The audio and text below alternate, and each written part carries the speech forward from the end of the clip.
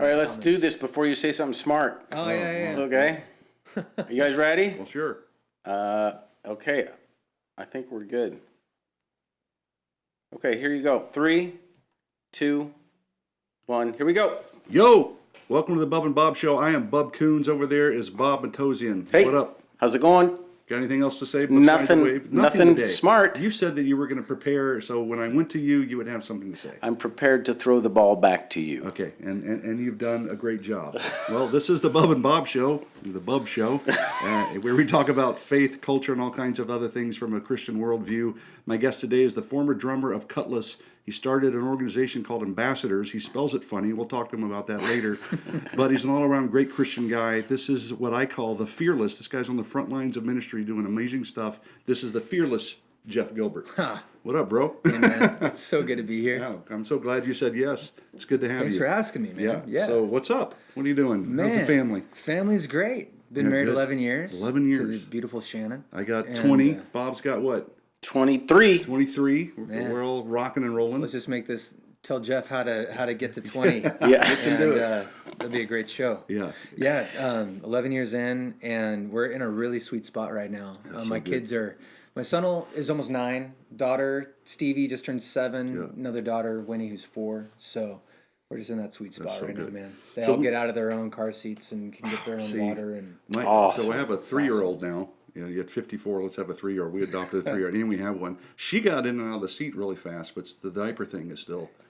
It's we're so close. She's so close. We're potty trained almost. Come on, you're almost there. And then you're free of that stuff. And, So at least the seat is clean. Yes. Yeah, well, we're on for now. Yeah. But she tells us now, got a pee-pee, got a poo-poo, but then she doesn't quite make the timing with the number 2. Hey, do I have to bleep that stuff? Poo-poo and pee-pee? Yeah. Just censor it out. If we censor that, this whole show is going to be censored. Okay. Because All right. I imagine. Like unnecessary censorship. Great, just that thing. Those are great. I love those things. All right, I'm going to jump back a little bit into one of the things we'd like to do around here is get into the story of who you were before Christ, who you were after. How did Christ show up in your life? What was it like growing up in your family? And kind of what's that journey? Because what we're finding is everyone we talk to has a completely different story. Yet God always shows up in whatever way God does and moves them. So we want to hear a little bit about that, how you grew up, brothers, sisters. What was it like growing up at the Gilbert house? Right on. Born in Long Beach, California. Grew up in Southern Oregon. Okay. My parents wanted to get out of Southern California in the late 80s, early 90s. So did that. My parents, they have an interesting story because they got saved in their mid-20s and they met each other at church right after they each got saved and got married 4 months after they met. Wow. Ooh. So that's kind of like a very fast trajectory of a brand new life, right? Yeah. So they had my brother about a year after they got married.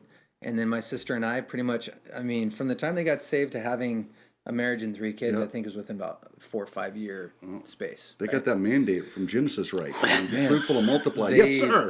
They did it. The cool thing about my folks is my mom's an artist. My dad is a mailman by trade, but he's a elder at our church growing up. Super, super deeply involved in our lives from a spiritual, emotional point of view, all the way down to helping us discover our passions. He was desperately hoping my brother and I would be athletes, and it just didn't work out. No, it didn't work. Get the mom side. Natural musicians, artists. I wanted to make stuff and write stuff. So my brother and I, we started playing music as kids through our church. Grew up at a church called Applegate Fellowship up in Southern Oregon. A guy named John Corson is our pastor. Yeah, I know him.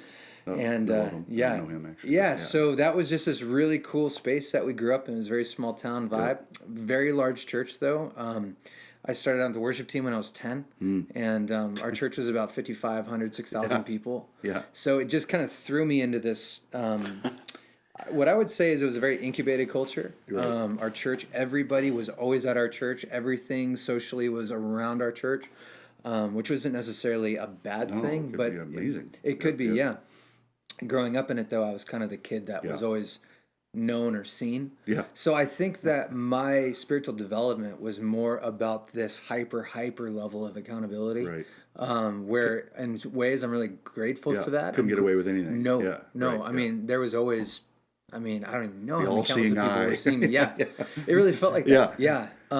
But I definitely know that my spiritual formation deep down was constantly in this kind of sense of questioning things, curious about things, not questioning in a negative way, but more like, am I allowed to ask these questions? Am I going to get slapped for this? Is this okay? You know? And it wasn't until I was about 18 or 19 years old where it really started to become my own faith. Okay. I never really had a prodigal episode in my life, but I definitely recognized how, like you and I were talking about a little bit earlier before, about how the plank in my eye was way bigger than I ever realized when I started, getting out in the real world and seeing things around me. I all of a sudden had this intense desire to get to know people who didn't grow up like me, who had different beliefs than me. Because I was curious. I was just like, why do you believe what you believe? But I would always resort back to understanding, who I am in Jesus, why I am in Jesus, and how do I live to continue that process.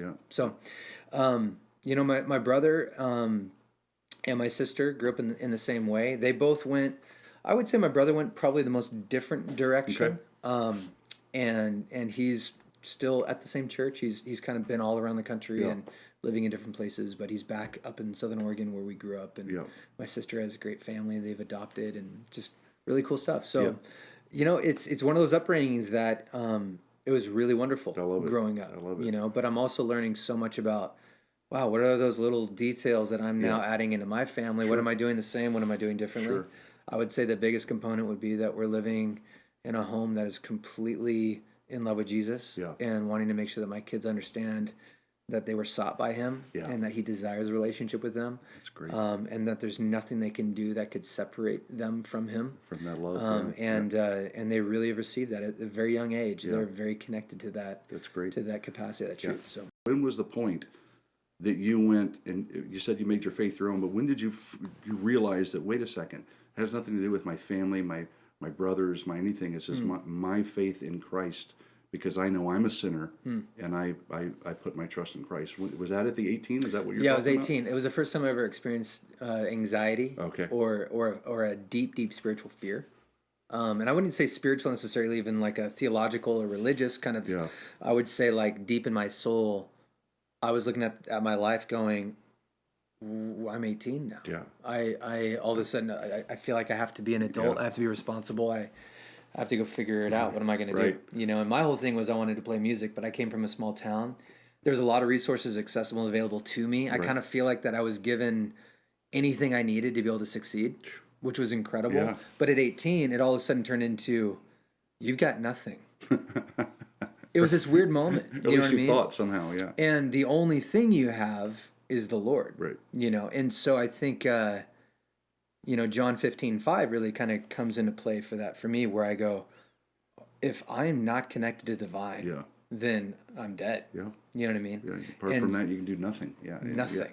Yeah. And so that to me was kind of the big wake up call. Like, I'm not always gonna be able to rely on my parents. I'm not always gonna be able to rely on my pastor or my siblings or my friend or anything like that. It was really truly like, I'm either gonna do this thing, or I'm gonna go a completely different direction, and that absolutely terrifies me for so many reasons. Sure, So that was it. I think too, growing up in that environment, one lie that I believed was that I didn't have a testimony. See, there's another pitfall. That's exactly that's how I felt, kind of. So yeah, I believe like, oh well, I didn't go do the party scene. Everybody in my school, I went to public school, and I had a lot of great friends in different circles and crews and things like that. But no, I was never invited to a party. And actually, that's one of my buddies who was a total punk rocker, skater. Love this guy, and he was a heavy partier. And I'm like, why don't you ever invite me to parties? He's like, I would never want you to come to one of my parties. He's like, I just know who you are, and I know that's not who you are. So he's like protecting you in a way. In a way, in a sense, he just that's pretty cool. It was interesting. And I still look back on that and I go, I wonder what that was. You know, there's some sort of stamp on me, I guess. Extra protection. Who knows? Yeah. But again, I always loved hanging out with those people. I just wanted to know them. I wanted to be their friend. Not because I wanted to get them to live like me, but just because I simply wanted to There's some hang kind with of connection, or just another human being made in the image of God that you want to hang out. And I was genuinely interested in them. I was interested in their lifestyle, their culture, their whatever. Just wanted to know. So So you're doing that. You've always wanted to be in music, and then suddenly you have an opportunity to do it on kind of in the real world with a big band. How did Kutless start, and where did you come around? Yeah, so right before Kutless, my brother and I were in a band called Seven Places. Okay. And we actually were in the band with a guy named John Mark Comer, who's a pastor up in Portland now, and phenomenal preacher and author. And we had this band going, this worship thing happening at our church, which blew up into 1,500 to 2,000 people coming every week to a night of worship. Wow. And this was back before Hillsong United and Bethel, this is probably right around the time Sonic Flood came out. Oh, wow. You know what I'm saying? Like late 90s, early 2000s. And people just wanted to come worship, and they wanted to worship in that kind of like full out, loud music, just energy, unashamed, and busloads would come in, and so that started happening. I grew up with some of the guys from Kutless, and they got signed by Tooth and Nail Records, which was like in my circle. Tooth and Nail was like it. Was it. Everybody would dream if I could be on the same label as MXPX and Crucified and Supertones. That's right. It's a game over. So those guys got signed. We couldn't believe it. That's amazing. They passed Brandon Ebel our demo, our little album, and he caught onto it. And he's like, "I want to sign you guys." So we got signed, recorded a record with one of our favorite musicians, guitar player Aaron Sprinkle from Van Lou, and went to Seattle, recorded this record, and hit the road. Everything was in Seattle. Everything, we posted up downtown Capitol Hill for a couple months and made this record. And it all happened really fast, and we went on the road for 2 years straight. We went home, I want to say twice. Just in a van and trailer. Wow. And how old were you right then? I was 19. So just a year after you've truly committed, you have this great foundation. Now you're on the road with a rock band, or you know. I was 17 when I graduated high school. 18 gap year. Worked in a radio station and just kind of did that. 19 years old, making music and hitting the road and going. And within 2 years, my brother wanted to just reset and get off the road. He was married, didn't have kids, and makes sense. He was like, "I want to." The amount of work that goes into it, and the amount of debt you go into to do it, you're paying somebody else to play every single night. You know what I mean? So you're just like, just hard. I'm 19, calling my parents if they could pay my cell phone bill. Sure. Kind of thing. Sure. And you're like, how you're on the road? Why aren't you making money? Right. It's not how it works. Yeah. Apparently, T-shirts don't sell too hot at youth groups. When you're playing anything that calls. They're giveaways. And you are an athlete, right? Huh? You are an athlete. That's a lot of work. Yeah, right. Especially him. Yes. I always look back at his stuff, and I always like Tom Cruise on the drums. He's got the Tom Cruise look, but he's like, if you ask Tom Cruise to play drums as a role, he would end up like coming to you and going, maybe I can play his kid. There you go. Yeah. That's hilarious. And so it's interesting though the way that the timing works, because we're doing everything I dreamed of doing. Yeah. It all what felt like fell apart. Go home, and I started working at a little coffee shop. Because that's what you do in Oregon. Sure. If you don't have a real career or any career or anything. Most people just work at coffee shops. Yeah. So I was pulling shots at this coffee shop, and then I get a call from John Micah from Kutless. Hey, our drummer's leaving. Can you come up to Portland and be in our band? Yeah. I'm like, yeah, I would love to. I think it was like a month. Like literally 1 month from my band dissolving, thinking my life was over. Now your wilderness was 30 days. Yeah, and I acted like it was, awful, terrible. I thought I was Joseph in prison. Yes, I'm like reading it, like, yes, I get that's this. me. Yes, it's exactly the same. And hit the road with those guys. And what's cool about it was they had just recorded a record called Strong Tower. Okay. And they were just about to release it. I think they were a couple months out of releasing it. So when I joined the band, they were on this cusp where they'd already put out 2 records, and they were growing like really fast. They're playing 1,500, 2,000 seaters a night. And I get the call, and I go from being in my little band to working at a coffee bar to all of a sudden playing packed out churches and clubs and theaters, and just went from one level to the next. So that was 2004. 2004. Okay, 15 years ago. Yeah, I think it was the end of 2004, and then I basically, first gig was January 2005. Okay. Yeah. Wow. And it was everything that I ever hoped for and more, and everything that that I didn't expect. Yeah. It's all of it combined into one. But 8 years of absolute growth and incredible moments where I just constantly thought, God, Wow. why are you doing this for us? Yeah. You know, it was gratitude every day. Yeah. Every day, like, we are not the band that should be getting this. Yeah. You know. So what is that even? I mean, because I talk about pitfalls. There can always, obviously, even in Christian bands or people that playing in front of Christians, there's human beings there, right? And there's good-looking guys here and good-looking girls there, and there has to be. Yeah. I like to call those occupational hazards. Okay, Bob calls them occupational hazards, and they probably You nailed it. There's a great word. Describe that kind of season with, you know, anything that the pitfalls. I mean, how did you guys handle it? Did you work together to fight it, or I mean, so 4 of the 5 guys in my band were married, so I was the only single guy. Okay, But that didn't stop me from, you know, being stupid. yeah, I would look at it going, we had a brotherhood that most bands don't have. Like, it felt like a sincere, like, we're blood brothers. that's amazing. We fight hard, we love hard, we look out for each other.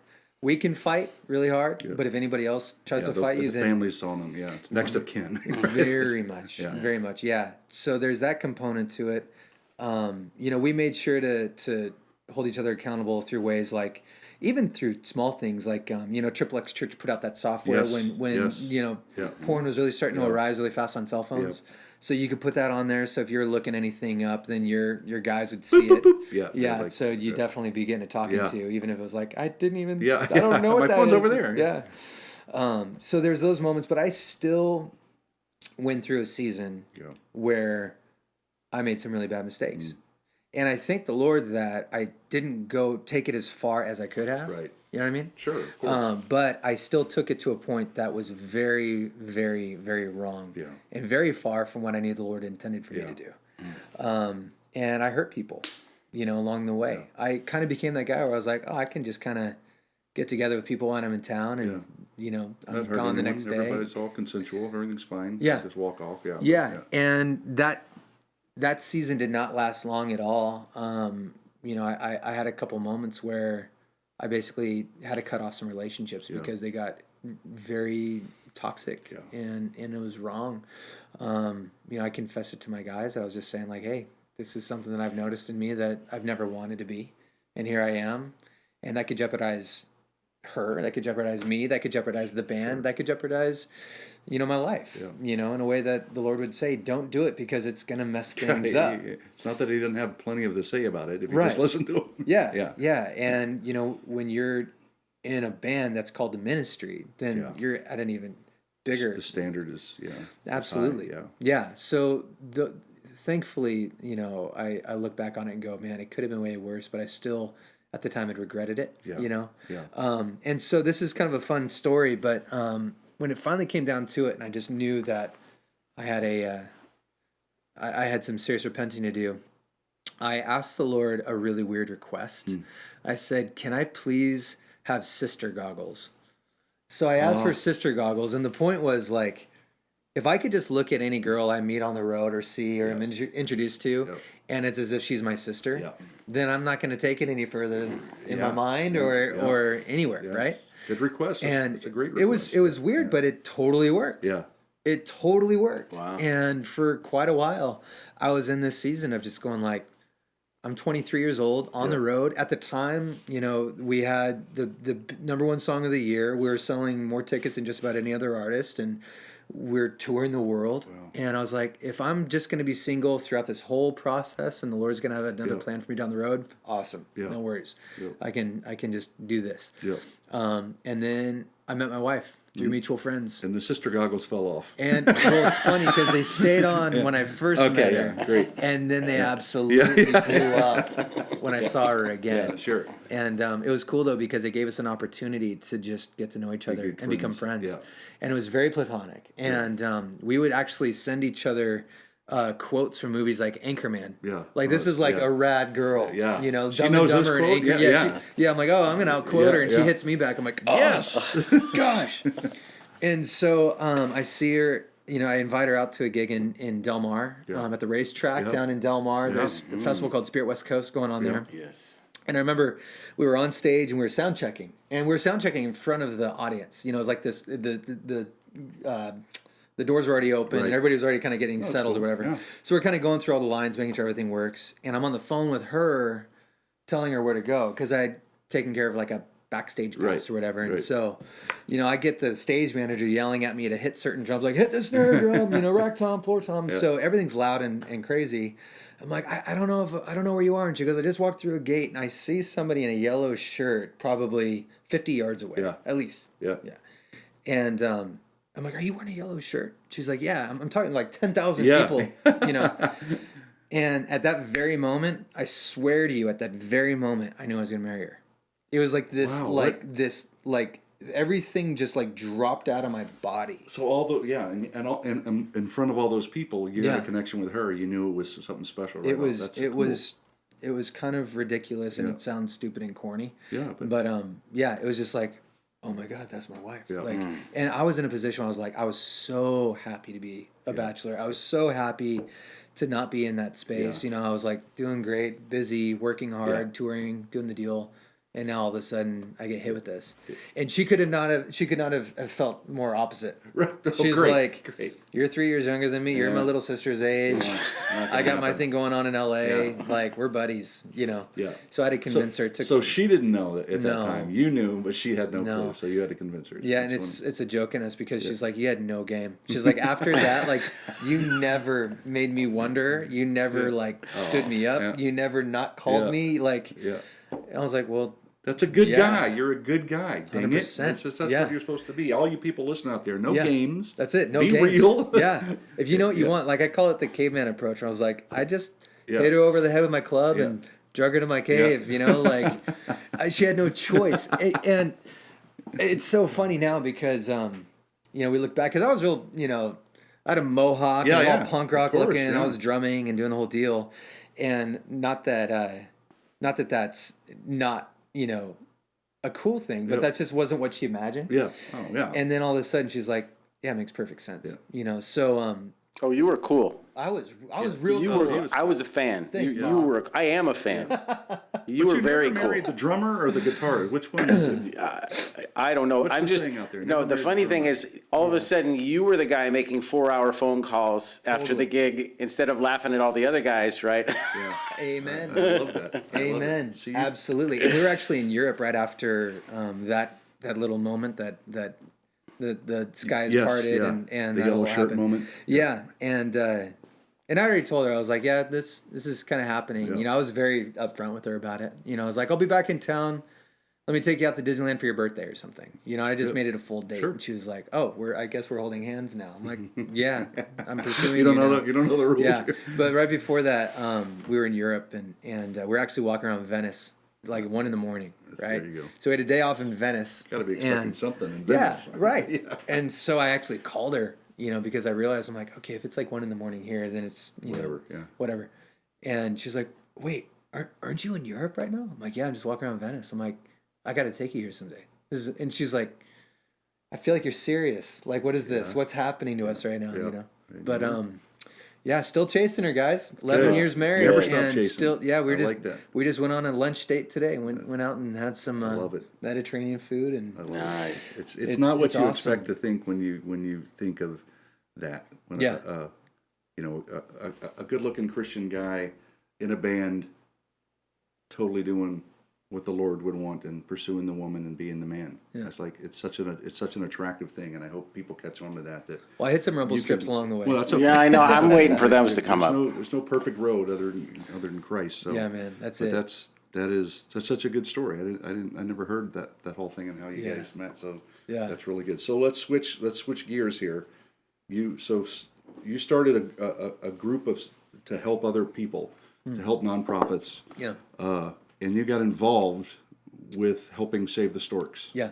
So tell me about that journey and tell us a little bit about who Save the Storks is and what they're for. Yeah. I know you're not a spokesman, Yeah. but I mean I know that you've helped them and been a part of helping Absolutely, them. yeah. It's been an incredible journey. When I left my band, went into full time ministry. We were living in Nashville at the time and moved back to Southern California. And pretty quickly into it, I went into full time advocacy work where I was like, man, if I could work in a missionally minded way where I'm actually advancing the church Yeah. to be able to really be a key component in and just sustaining ministries that are really doing a great work. How do you do that? How do you tell those stories? How do you get people involved? How do you get people fired up? A lot of people don't even know what to fight for, what to fight with. You know, they might have an idea of what they want to do, but they don't know how to do it. Yeah. So I felt like I could really stand in the gap in that way. So I started working at a nonprofit, and I was working in their artist program department. And that job is, if you ever go to a concert and somebody gets up there and like, hey, we just went to this, you know, crazy place in the world, and these kids are here, and we can sponsor these kids, you know, you can make a massive difference in this kid's life. I'm the guy behind the scenes that said, hey, artist, this is this work. Let me take you there, show you it firsthand. Let's take it back, tell this story to your fan base, so your fan base can have an invitation to get into cool. Like if something like that even exists. Yeah. That's amazing. Yeah. So I'm kind of like the guy that, you know, that's behind the scenes, and there's like a lot of guys like me for different organizations, and we all love working together and kind of, you know, riffing with each other on what works, what doesn't work, you know. Now that model of advocacy has been going on for about 30 years, specifically with child sponsorship. So a lot of people would go to, you know, with me, they'd say, man, I love this. I already sponsor like 2 or 3 kids. Is there anything else I can do? Right. And I go, man, I don't know. I don't know. So I met a guy named Joe Baker who started Save the Storks. And Joe called me when he heard about what I was doing. He knew that I was in Kutless and doing that, and that I was working for this organization. And he goes, Jeff, I have to work with you. I need to figure out a way to do what you do, but for moms and dads and their babies. You know, specifically moms who are abortion vulnerable, abortion committed, abortion minded. You know, how do we reach her with all the resources, support, community that she needs in order to make the best decision for her life and for her baby? And I said, Joe, I believe in this. I believe in this cause. Absolutely. I'm like, but to be totally honest with you, I don't know how to talk about a topic like abortion at a concert or at an event. Yeah, especially when people aren't expecting it. Absolutely. Right? And he goes, I don't think you understand what I'm talking about, Jeff. He goes, I'm not talking about abortion. I'm talking about how to support somebody carrying a child, not knowing what to do about it. And I'm like, okay, you're changing the narrative a little bit right here. And he's like, that's exactly what I'm doing. He goes, we're not here to just simply judge somebody in the decisions where they're making. We're here to come alongside them and walk with them because there's a good chance that nobody else is. And so he started doing the research, and I started doing the research, and we started learning all kinds of really, really valuable information within this narrative and this topic. Specifically, the Christian Monitor put out a study that 86% of women who have had an abortion felt like they were pressured to do so and that it was their only option. 86%. And this is in a season in our country where 3,000 abortions were happening every day. Now, what's exciting to hear, we're not even nearly close to where we should be as a nation, but we're down to under 2,000 a day now, right? And that was just in about a 5-year gap. But what's happening is people are now starting to reflect and to realize that we're not looking at a political movement here. We're looking at a cultural movement specifically towards something, a choice, that is the manifestation of something much deeper. Right? So if we can start to really look through our community, look through culturally and say, well, if this is a choice-driven atmosphere, choice-driven culture, why is there only one option on the table for these girls? Which one? Right? Other choices. Right. And you mentioned, you know, that you have a 3-year-old adopted, you know, girl. And to me, I look at that going, you know, Bob, you're fostering right now. What you're doing and what we're talking about here is going, how can we champion somebody who is going through a circumstance that almost nobody in the world can really truly understand, right? And how can we just walk alongside them and say, you're not alone. You have what you need. You can do this because the bottom line is you're not alone. And that's a huge component of the church is that we're not alone. We're not alone, You know, and that is one of the biggest things that we need in humanity is to be loved and to know that we're not alone. You know, that is probably just about every person's greatest fear is I'm going to be alone. You know, and I have to figure this out on my own. It's like, no, that is not the case. So with Save the Stork, specifically what we're doing starting number one, the first program that we started was launching these mobile medical units that we call stork buses. And these stork buses are outfitted with ultrasound technology where you can then take this unit. And then when I say bus, it's actually more like a Eurovan. It's a Mercedes Sprinter, cool, right? It's a cool, Yeah, and so you can still stand up inside. It actually looks beautiful. If you go to SaveTheStorks.com, you can look at these things. And I say they look more like a medical Learjet, than anything. That's what they are, exactly. Like, I would way rather have a physical one of these than like the normal doctor's office. Yeah. So you can board this unit. It is occupied and staffed by the pregnancy centers that we call our affiliates. And so we partner with these pregnancy resource centers. They have medical licensing and certification. You have a certified nurse sonographer on board, and that nurse sonographer will give you a free pregnancy test and then ultimately a free ultrasound. Most of which, if anybody boards this unit who doesn't have insurance, it's typically about a $600 out-of-pocket expense. It's free for us. So anybody who needs any kind of pre-pregnancy or just any prenatal care, that's right there for you, right? Amazing. So we can then determine how far along she is. And the beauty of this is that these units that we build, they can fit in a normal size parking space, and so that can really go anywhere as long as you're licensed by the city and that you can do the service, which we are. Then you can go to as close to the front of an abortion clinic as a public parking space is offered. And what's incredible is the first year that this organization went mobile, 394 women boarded that unit, and all 394 women chose life for their babies in front of an abortion clinic. Because you gave them, you split the difference. You gave them a choice. Absolutely. We said, this is what carrying pregnancy and parenting is, and this is how we want to champion you, if this is what you choose. This is what carrying your pregnancy and adoption looks like, and this is how we want to champion you and offer those services. Love and information. Yeah, absolutely. And then this is what abortion is, and this is what you would do, and this is what you would go through. And we also have post-abortive care for you. We obviously don't offer an abortion procedure for anybody. But if you go through it. But if that is your choice, that is your choice. But we're still not going to abandon you even if you do that, right? And I think that's such a key factor for a lot of people. And I would say that there's a handful of people who oppose that perspective because they're looking at it as we're somehow supporting that choice. In reality, we just want her to know that she's loved no matter what, because we're loved no matter what. Yeah. You know, Romans 1. Yeah. We are that person just as well. Yeah. You know what I'm saying? So we've even had women who have gotten, a scan on a bus and still went through with her procedure and ran back to us going, what did I do? Yeah. Can I take it back? No. Can I have a do-over? But you know what? She came back to us because she knew that we would receive her. Yeah. Right? And so now we're going to say, okay, here we are. Let's start walking you through post-abortive counseling so we can make sure that you're not alone going through some intense struggle. And so, but what I'm excited about is that to date, in the last 6 years, over 8,000 decisions for life have happened because of these units. We just launched our 50th stork bus. Oh, that's great. 50 up in Old Bridge, New Jersey. And might I add too, that unit, that 394 in the first year, that abortion clinic was one of the busiest. It closed down because they just couldn't afford to stay open anymore. So what I see with that narrative, what happened was the community started discovering this form of service and care, going, oh, we don't need that abortion clinic anymore. Right. Because we're actually going to get helped by these folks here. They're going to actually give us the health care that the world is claiming is accessible through abortion. And so word of mouth gets out really fast. And pretty soon you're going to have a line out the door of the organization that's doing it better, right?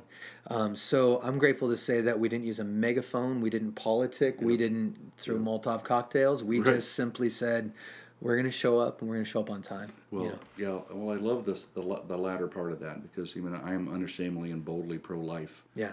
But I think a lot of believers get caught up in the morality judgment. And they cast people off. Yeah. And that last part of what you guys do, even if you do that, come back and we can still have a conversation from whatever point you are on, because we love. Absolutely. We love, and we want. This is about a healing. This is about love, and this is about ultimately a connection with Christ who can ultimately redeem all that stuff. And we have to sometimes be the guys in the gap. and be the voices. And Yeah. but I can to be honest, I can see the fear that wells up in saying that we still welcome you. Because just the way the kind of the American church is happening and some of the stuff that's out there, that it's like, well, a little leaven, right? We can misunderstand verses, and but this is a true outreach of love. Yeah. In favor of the life of everyone, Yeah. the mom, the dad, and the child. That's it. And if the child happens to be removed from the equation, the love for the mom and dad don't stop. That's right. Yeah, and what's beautiful about it too is the amount of people that I've been able to just walk with that have been through this process with us. Yeah. What they saw was that we were really truly giving them a choice. Yeah, real choice. A real right choice. Here. 2 doors to walk in. Yeah. You're literally going. Absolutely. Yeah. And saying, no matter what, we love you. Yeah. No matter what. Yeah. And as scared as you are right now, take a moment to breathe and help us let you slow your thoughts down and take a look at this from a viewpoint further down the road. Yeah. And consider this decision as from 5 years from now. Right. Not today. Right. Please try to look. Just take a moment. Yeah. And God knows that I will be there 5 years from now if you let me. Yeah. Right. And what happens with that posture is all of a sudden that person feels empowered. Mm-hmm. And when they feel empowered, then typically they're going to make a choice driven by understanding, driven not by necessarily emotion, but or right? like the other said, they felt like they were pushed into it or whatever. Or rebellion. Yeah, or rebellion. Yeah. And all of a sudden they go, wow, for whatever reason, you really do care. Yeah. And we built this $150,000 to $200,000 resource right here for you. Proof. Yeah. Because you matter. Yep. It's not some rinky-dink old church van that a youth group, you Right. know, just devastated for 15 years with a, ultrasound machine bolted onto the chassis. Yeah. We're talking about the most beautiful, luxurious model, of care. Yeah. Because we really do care about her, and the book of Ephesians said that we're made as a masterpiece, right? Yeah. So we really want to exhibit that as believers. Yeah. And these are women that, a lot of the areas that we go are typically urban, very, very poor Not a areas. whole lot of alternatives. No, and they've never seen anything at this scale before, Right. of just excellence. Yeah. And it's so hard for them to wrap their brain around the fact that we actually made this for them. Yeah. And that we're here for them, and that we mean it. You know what I mean? And the amount of life that just pours into somebody. Yeah. And then they can back that up with, oh my goodness, now there's a heartbeat and cadence with mine. I can see 10 fingers and 10 toes, and it's bouncing around and it's alive, and it's not just a massive cells or clump of tissue. Yeah. No, this is something else. Yeah. And you're telling me that I can actually do this, that I'm actually worthy of this? Like, why would I be worthy of this? Yeah. Because we're brothers and sisters in God. Yeah. You're a princess, right? Yeah. How have you gone through this life not knowing that? Right. And so when you can base it off of those factors, now what's happening is kind of, let's go back to what I do, where we're able to now tell that story from stage. Yeah. Well, yeah. So it's not about people are murdering their babies, right. And the Democrats are, it's like the Republicans. It's like, no, actually, there's some amazing Democrats out there. There's some amazing Republicans out there. And there's some really bad ones too. Absolutely. So let's just talk about how can we as believers act like Christ? Yeah. And how can we put our resources into things that are Christ-like? Yes. Right? Yes. And so if you're going to come to a concert or you're going to come to an event and you're having the time of your life, and then that person up there that you came to see is now speaking on something that really matters to them, and they go, I never knew how to express myself in a pro-life way, because I'm with you, Bub. I'm like, I care deeply about the pro-life movement, and there's parts of the pro-life movement that I'm so blown away by. Dr. James Dobson, there's different guys out there that are giants that have really laid the groundwork for us to even be able to do what we do. Sure. But I also look at it going, we've missed the mark on really just simply loving those who are going through this process. Right. Mm-hmm. It's become very political. It's become very argumentative and debative, where it's just make abortion illegal. And as much as I understand that idea, I would way rather make abortion unthinkable. Yeah. You know what I'm saying? I would way rather fight for that concept of culturally. What a great target shift. You just shifted the target, which changes Right. everything. Yeah, and that's really kind of been the epicenter of when I started talking to Joe and Paul Isaacs, the president, and all these just amazing leaders over at Storks. My whole thing was, if we can talk about making abortion unthinkable so we can simply talk to somebody who's going through this process, who had a slip up, who was never given love, never had a dad that could really, walk her through or walk him through. If we can now stand in the gap in that way, then we could probably see some tremendous change. And I'm not going to say that it was because of Save the Storks that we're down, whatever the 30%. Reason, whatever the reason, you were in the history of that. It's working. It's working. Yeah. Something's going on, and we're getting there. And so now what we're doing is you can sponsor a stork, which is awesome. Yeah, just like you can sponsor a kid in Haiti or Dominican or Africa. You can sponsor a stork, and what that means is you have the capacity to be able to serve and save one mom and her baby per year. By becoming a sponsor. And it's a $35 sponsorship. It's a monthly basis. You can cancel it at any time if you needed to. But when you start to really click into what Storks is doing and you start to get all these stories back of moms all over the country that are choosing life, of baby showers that are being thrown, of abortion clinics that are closing down, pregnancy centers that are opening up, buses that are being launched. And now we have a whole other set of programs that we're getting ready to launch and announce that are mind-blowing. And when you really start to look at it going, I never thought that this would happen in our lifetime, let alone, now. And so what God has been able to let us do has just been incredible. So what's really neat about what I get to do is I look at it going like, a lot of organizations, a lot of nonprofits will say, we just need to do the big dinner banquet, and which are cool. And we need to raise X amount just to hit our budget, right? And that's going to be our sustenance, and that's all we can do. And I look at it going like, cool, well, you could take that, and then you could partner with an event or a tour, and you can get out there, and you can blow people's minds by inviting them into what you do every single night. I'm out, for example, out on a tour with Kirk Cameron. It's called the Living Room Reset, and I was honored and blessed to be able to be a part of kind of developing that and putting it together. And we've been out for a year and a half now. It'll be 2 years by the end of this year. And we've been in front of over 60,000 couples. And on an average basis, I'd say about 20 to 25% of people who come to these events are sponsoring Storks. That's amazing. Because he and his wife Chelsea are saying, we've adopted 4 kids. We have 2 kids. After that, Chelsea was adopted. And the whole point is, if it wasn't somebody behind the scenes championing that girl in that moment, telling her that she's capable, telling her that they're going to walk with her through that process, Chelsea wouldn't be alive.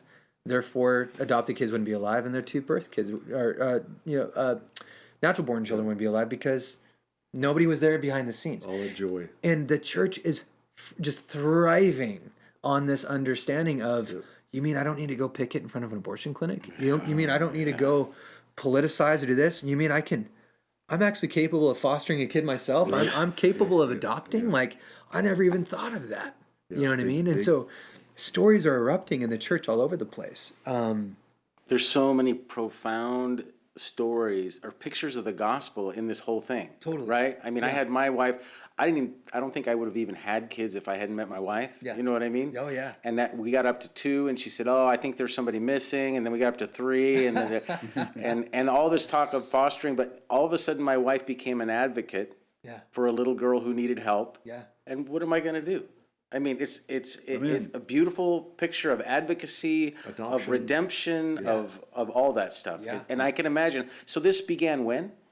The dream was conceived in 2012.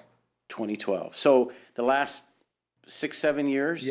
So you got little 6 and 7-year-olds with these crazy stories, and moms and dads that will those stories will go on, and those kids are going to change the world. Right. Oh yeah. That's beautiful. I'm confident in that. One of them is going to cure cancer, I guarantee you. That's probably always you never know. And what's crazy to me, guys, is that the Barna Group did a study. Can't remember when it was within the last couple of years, and they said they did a study based off of 15 topics, and they asked Christians, what is the number one topic out of these 15 that you believe you need to hear or want to hear more than any other? And abortion adoption, single motherhood was all tied up into one topic. Wow. And a 91% landslide was that option, was that topic. Yep. Another group did a study. This was a church-based study where they surveyed, I want to say, around 3,000 churches, and they cold called them and said, do you have a pro-life expression or ministry? 94% of churches did not, other than letting a pregnancy center come in once a year and fill baby bottles with change. Right.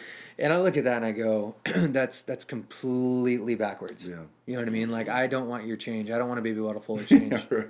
You know, and I'm the kind of guy that I'm very comfortable with asking somebody to do something. Yeah. I'm very comfortable with that. Yeah. You know, somebody was like, man, I could never, you know, get the gall to ask somebody for money. It's like, well, when you see what it is and you recognize the value in yourself. It and the measurable impact, not at all. Yeah. So a $35 a month gift is way better than 35 cents in a baby bottle. Yeah. And that means 8,000 lives saved. Yeah. You got to think big. Yeah, absolutely. You know what I mean? You got to think bigger than big. Yeah. And that's what we're doing. And the fact that Storks is now, you know, a multi-million-dollar valued organization, and we're just scratching the surface. Yeah. And there's more and more tours that are saying whatever we can do to get Storks out on our tour, we want to do that. It just blesses me so much. And the fact that I still get to be a part of these other organizations that are doing tremendous work around the world with refugees, with sex slavery, with hunger, with water crisis, with war crisis. You know, I've seen, I mean, I've traveled the world, you know, to 40 countries, and most of these destinations are not where anybody would want to go. That's not where you point on the map and go, let's take the family there next week. Exactly, yeah. I mean, I don't even know how many times I come home sick. Like, I'm going to lose some weight after that trip to the barrio in the Philippines, you know. But being able to see this happen, and what blesses me so much, too, is it's so exciting to see people excited at concerts and events. But what blows me away is the amount of joy and love that I've seen from the field. Oh yeah, you know, it's there's nothing else like it. So, you know, so I could pursue. That's why I think the mission field is so important. It's not even if you I don't like doing that stuff, or I'll just give off to the side.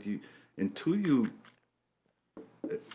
see that and go help someone in the name of Christ and see their faces and see the change, and then come back 2 years later. That person has blossomed because of what God did through you at that moment, and then you multiply that by hundreds and hundreds. Yeah.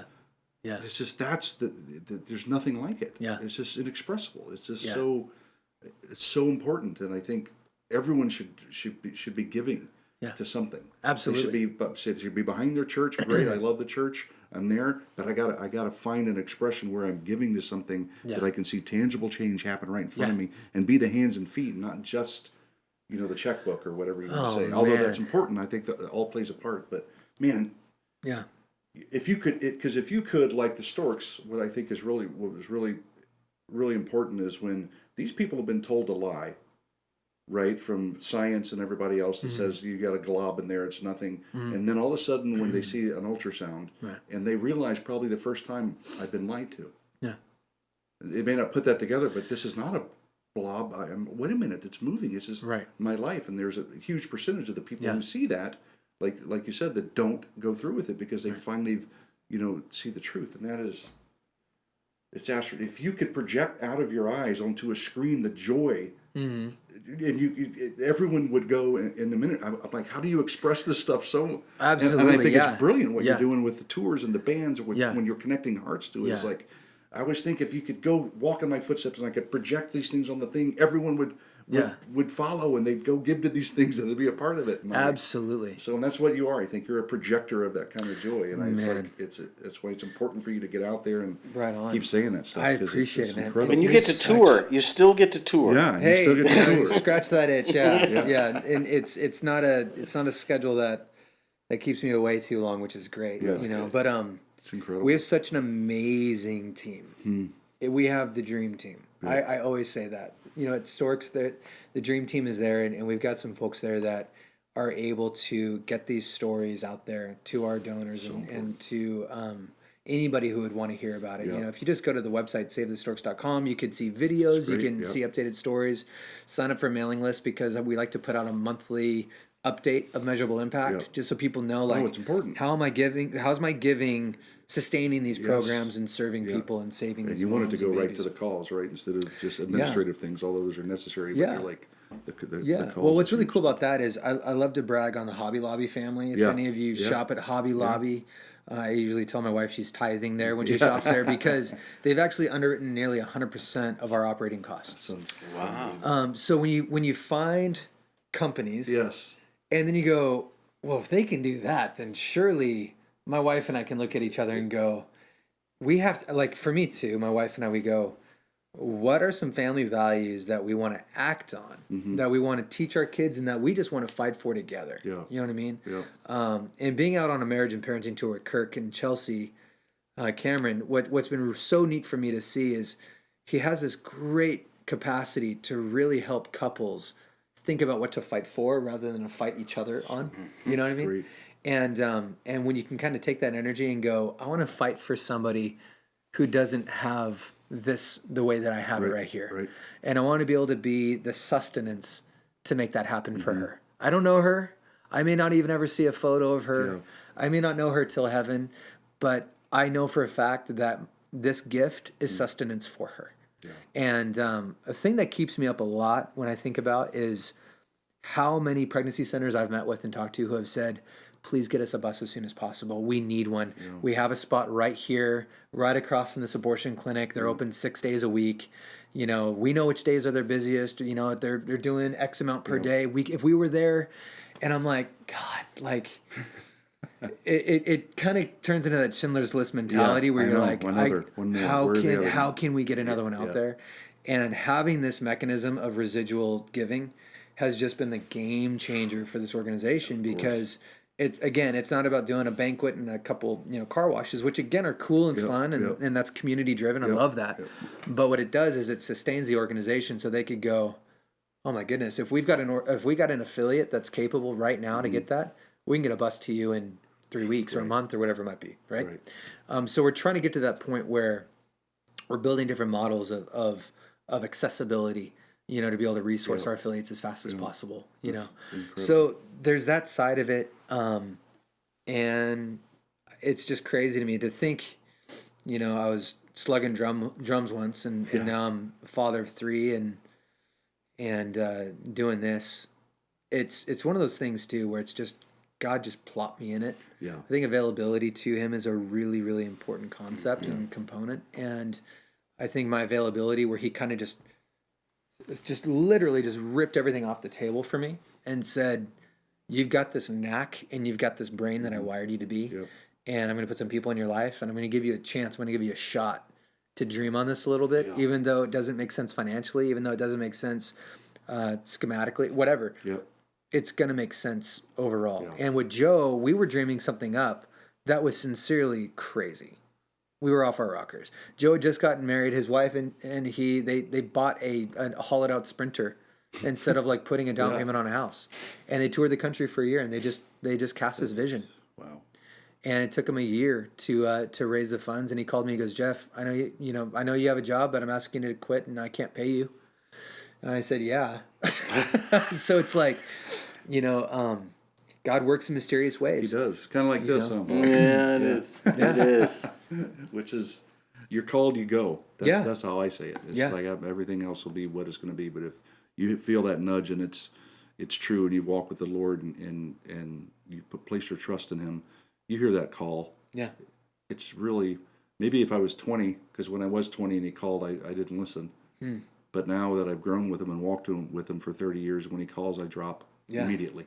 It's such because now I know who He is, and I trust what He's going to do. For His glory and for the benefit of others. I think that's remarkable. Bub and I have known each other for probably 30 years, and this is probably the first time, I don't know, I can't speak for him. I try to, but we don't know from one day to the next right now.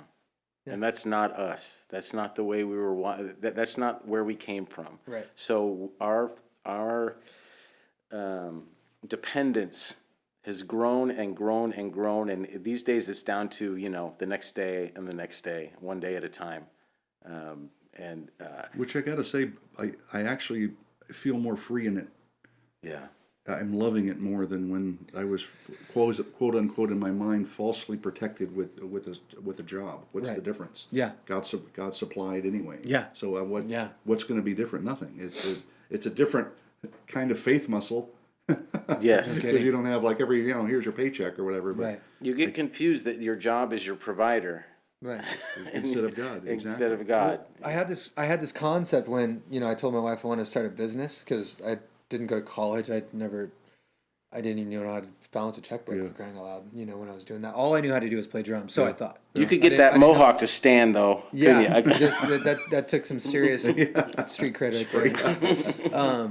But I had this kind of epiphany where I just thought I remember this too. I wrote this down even years ago. I said, I wish there was a way I could just go get coffee with friends and figure out how to fix problems and actually go do it. Yeah.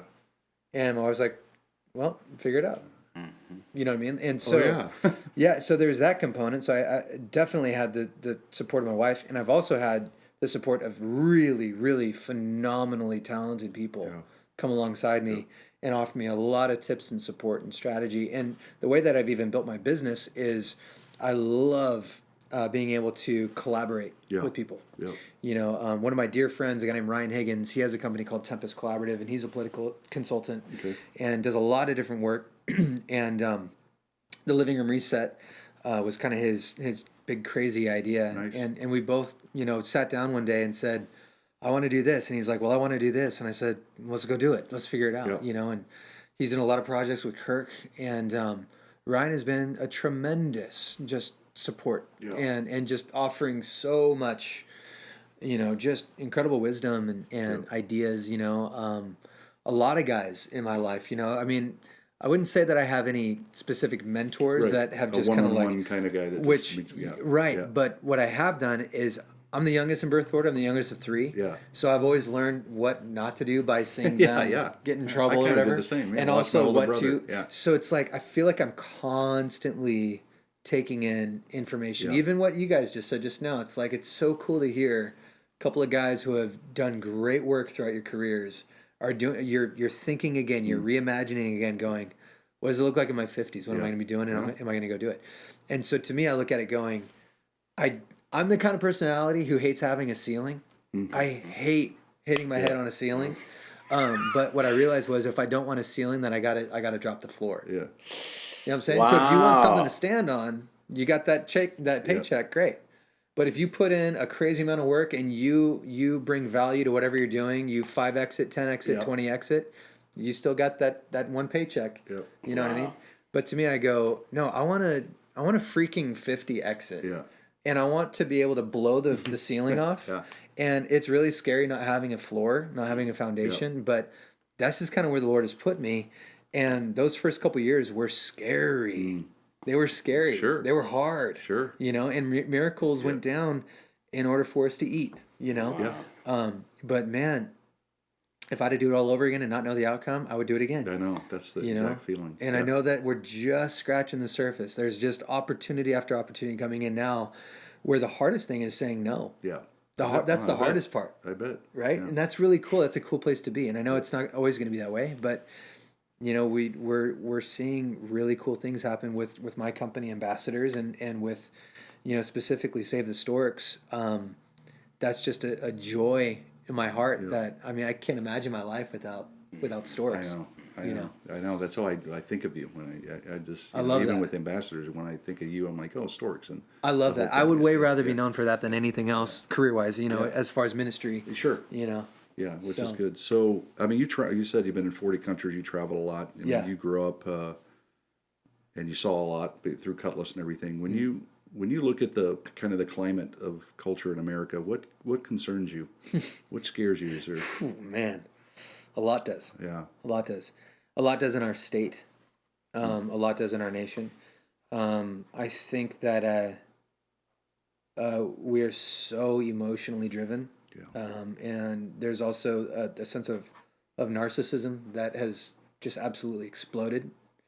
I don't know. I could try to blame that on technology, cell phones and selfies and social media and all of that. But I would certainly say with being a dad of 3 young kids, my parents going, I don't know how you're raising your kids in today's culture and this place, political climate and religious climate, everything. I look at it and go, Lord, we can't do without you. I pray for the leadership of our country and our state, and I have a really, really hard time watching the narrative. You know what I mean? Yes. And I think everybody does. Yeah.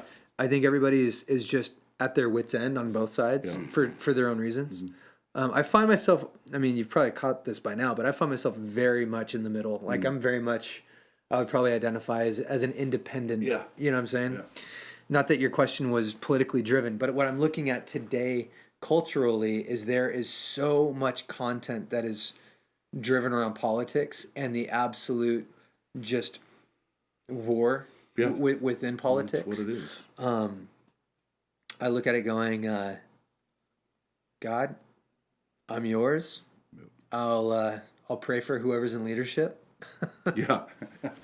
Hoping that you do what they hear you. Yeah. But if I can be the guy, if anything that people can count on and that people could trust. Yeah. And to raise my children that way, where they could be trustworthy. Yeah. And reputable in that way.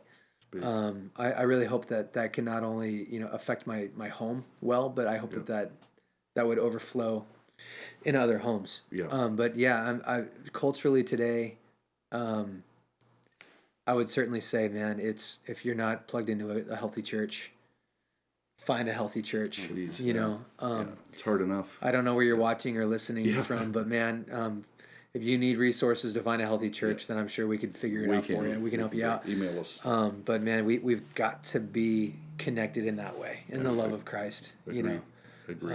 It's a brutal world that we're in right now. And honestly, too, obviously you're probably watching this on a device of some sort. Sure. But if there is a way for you to be able to unplug once a week and just take a Sabbath from electronics and from everything that's just constantly inundating us, I think that we've lost track of just being still and finding clarity, Yeah, it used to be, when did you ever wake up in the morning and grab for a device? Yeah. No one ever did that. When I was just growing up, you got up, you couldn't wait for breakfast, or you saw your brother or sister, and you never. First thing most people do now. Is wake up and then grab, and then there's 2 people in bed, both looking at their devices, and that's how you start your day. Yeah. Like you got to conquer that. And there's how many applications that you want to be updated on, to see who thought of you. Useless nonsense. Yeah. And I get caught in that all the time. Me too. It's just... But, one thing that I've been doing for a while, a good friend of mine who I would consider a mentor, out in Minneapolis, he's a pastor out there. He started this thing with his wife. I don't even know how long ago, but he told me, he's like, every year toward the end of the year, I take time to ask the Lord to give me a rhema word. So in the Greek, that one singular word, right? Is that Greek or Hebrew? Is it Greek? Greek. Probably. Rhema. Sounds. RHEMA. Yeah. Probably sounds Greek. I'll have to look it up later. Yeah. It's a New Testament or Old Testament. Where did he grab it from? Right? Yeah. So the point of it is, he's saying, I basically have a word given to me by the Lord that I use for a year. And it's a bit of a way for me to stay focused on how to hear from the Lord and how to find that true north when I'm sincerely wanting to grow deeper in Him, and I'm also wanting to drive my life. Right. And this last year, the Lord was just blasting me with the word clarity. Yeah. And so this whole year has been about me really focusing on clarity. And where are the things in my life that I don't have clarity in? Right. And that's really helped me evaluate, navigate culture. Evaluate, navigate my family culture, my work culture, everything, within what's going on in the world. Right. It's given me a chance to be able to kind of take a big step back and get out of the noise and go, Lord, help me find clarity in this. Right. Help me find clarity in that. And it's been such a magnificent year finding those things and discovering those things. Yeah. But man, I'd love to riff with you guys as much as possible about where we're at culturally. I have some friends that are really focused on that in their ministries as well that have been a huge help for me because I want to raise my kids well in the Lord. Yes. Yeah. I think that's the best thing you can do. Yeah. We end every show with it's called the one thing. So if you had one thing to tell people in 1 minute, what would that one thing be? Look at that camera and do it. You got 1 minute to say the one thing that Jeff Gilbert wants the world to know. Go when you're ready. Oh, man. I should have watched the show. Yeah, should watch all the way to to the end. Yeah. Man.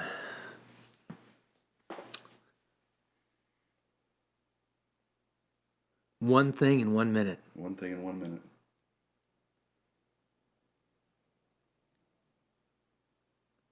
All right, I'm just gonna riff. That's the best ones. Let's talk about one thing in 1 minute. One thing that is most important to me that I would like to share with you is to recognize that you, as an individual, who you are, is in Christ alone. If you are trying to find who you are, if you're trying to find your identity in anything other than just knowing that you are a child of God, then you're missing the mark. I've done it. I'm sure Bub and Bob have done it. But I can tell you with complete sincerity right now that I do not identify as a drummer. I do not identify as a husband, as a father, as a business owner, as a speaker, as a fundraiser, as a whatever. I identify as a child of God. I identify knowing that God has created me for a purpose. And as long as I am willing to accept that and to receive that, and even if it doesn't seem clear, even if it feels confusing, even if it feels dark, even if it feels like anything that is not perfectly in His will, then just rest in knowing that He will show you. And you can understand that you are a child of God in that time. But it's a process. It's more of a long walk rather than a marathon. So if you're struggling with your identity, if you're struggling with trying to put a title or a label on yourself, especially in the way that culture is screaming it from the rooftops right now, identity is nothing but being a child of God, and you are a child of God. And start there. Thanks, brother. Great having you on. Thank you so much, man. This is the Bub and Bob Show. We'll catch you guys next time. God bless. See ya. Beautiful. We're out. Love it. That was fun. So Thank you, good. brother. Thank you, dude. Good stuff.